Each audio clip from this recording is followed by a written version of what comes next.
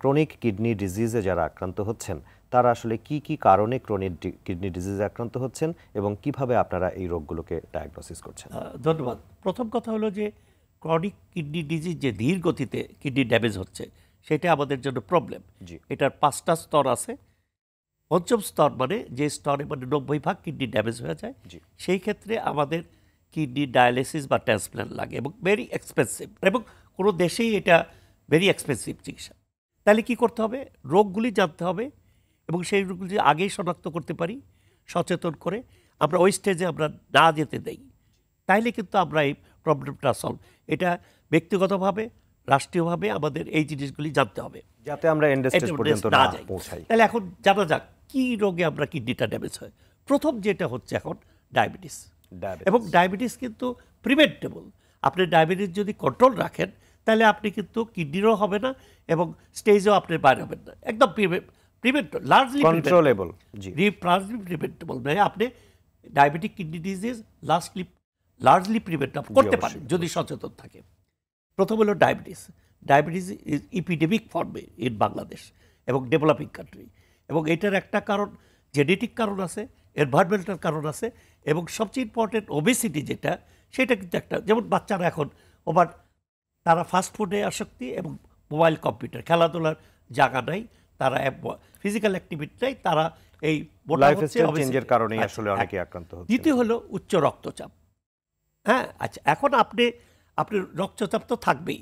উচ্চ রক্তচাপ মানে আপনার প্রেশার, আপনি নিজেই আপনি জানেন না আপনার প্রেশার, কিন্তু ভেরি সিম্পল, আপনি একটা ব্লাড প্রেশার যে কোনো জায়গায় তো দেখে দিতে পারে।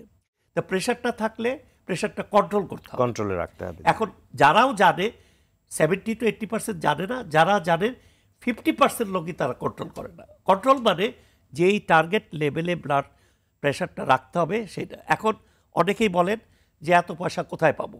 নো, দেয়ার আর, বাংলাদেশ তো pharmaceutically very rich, there are lot of drugs, স্বল্প দামের অনেক ওষুধ আছে। এমন একটা ওষুধ দিতে হবে সে যে অল্প পয়সায় সে সারা জীবন খেতে পারে। কোনো সময় ব্লাড প্রেশার ওষুধ যদি আমরা শুরু করি, এটা সারা জীবন খেতে হবে, অ্যাকসেপ্ট এ ফিউ কন্ডিশন, সেটা আলাদা জিনিস, যদি না লাগে। তাহলে ওষুধটা কন্ট্রোলের জন্য আসলে ঔষধ সারা জীবন ব্যবহার করতে হয়, সেটা আপনি বলেছেন। এখন ওষুধের সেই ওষুধগুলো যাতে আমরা শুরু করি যাতে রোগীর জন্য সেটি সুবিধাজনক, যেটা দাম কম এবং রোগীটা খেতে পারে। তৃতীয় যে একটা নেফ্রাইটিস বা কিডনির ছাকনি, সেটা একটা পিকুলিয়ার লোক, দুইটা কিডনির ছাকনি। এই যে ছাকনি, কিডনির ছাকনিটা কি একটু আগে বলছিলাম না, ট্রিমেন্ডাস। 180 লিটার ফিল্টার হয় দুইটা কিডনিতে, মানে 60 লিটার বালতি, 3 বালতি ফিল্টার হচ্ছে। পেশাব হচ্ছে কতটুকু? 1.5 থেকে 2 লিটার। এই সব কিছু কিন্তু আবার অ্যাবজর্ব করে দিচ্ছে কিডনি, ট্রিমেন্ডাস পাওয়ার, এবং ব্লাড ফ্লো কিন্তু বেশি। এখন এই ছাকনিতে যদি প্রদাহ হয়, সেই প্রদাহতে যদি কিডনিতে প্রোটিন বের হয়ে যায় এবং সেই সাথে যদি ব্লাডের প্রোটিন লেভেল কমে যায়, তখনই শরীরে পানি আসে। প্রথমে মুখে আসে, পায়ে আসে, ধীরে ধীরে সারা বডিতে আসে। সেই রোগটা তো এখন কমে গেছে। আগে আরও আমরা যখন স্টুডেন্ট ছিলাম, আর্লি ক্যারিয়ার পিরিয়ডে, আমাদের এগুলি খুব কমন ছিল। এখন কিন্তু উন্নত, আমরা যেহেতু মডার্ন টেকনিক এবং মডার্ন চিকিৎসার জন্য এটা কমে গেছে। এইটা একটা নেফ্রাইটিস একটা রোগ, এখনও আছে এই রোগ।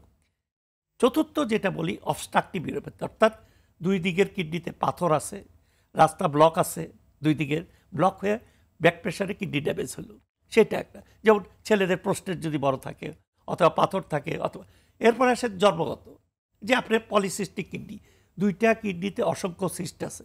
সেই সিস্টের জন্য যদি এত সিস্ট থাকে, কিডনির ফাংশন তো করতে পারবে না। সেই রোগীগুলি আর্লি স্টেজে কিন্তু ধরা যায় না।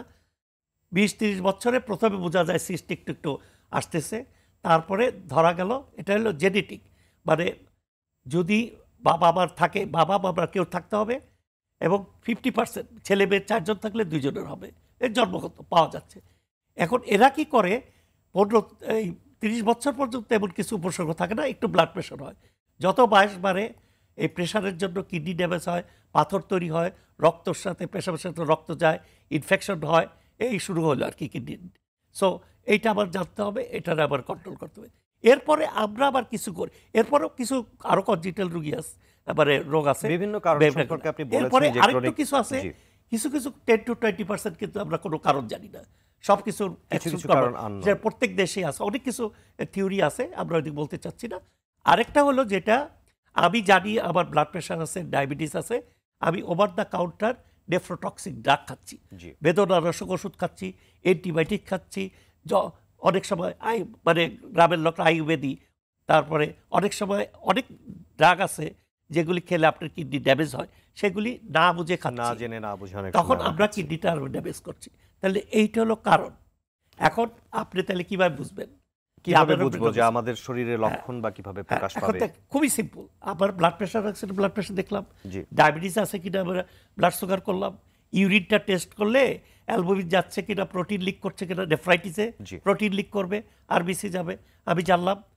আর একটা প্লেন এক্সরে করলে ও পাথর যদি থাকে, প্লেন এক্স করলে পাথরটা দেখতে পারলাম, আর একটা আলট্রাসাউন্ড করলে সিস্ট ধরা পড়বে। সিম্পল। এই কটা টেস্ট করতে তো আপনার পয়সা বেশি লাগে না, কিন্তু আমি এটা করতেছি না।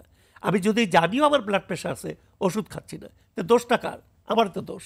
সেই দোষটা যদি আমরা সচেতন হই, তাইলে আমি ওই যে এজ স্টেজ রেনাল ফেলোর অনেকেই আসে বাইরের থেকে, তার যে ব্লাড প্রেশার ছিল, ইয়ে ছিল, কোনো খবর ছিল না। জি, প্রাথমিক অবস্থা থেকে প্রাথমিক যদি স্তরে আমরা শনাক্ত করতে হবে, শনাক্ত করতে এইটাই পারি, কিন্তু বেশ আমাদের অনুযায়ী ব্যবস্থা নেই। মেসেজটা এইটাই যে আপনি আপনার কিডনিটার সম্বন্ধে জানেন, এবং কিভাবে জানবেন? সিম্পল, আমি তো 5টা পয়েন্ট বলে দিলাম।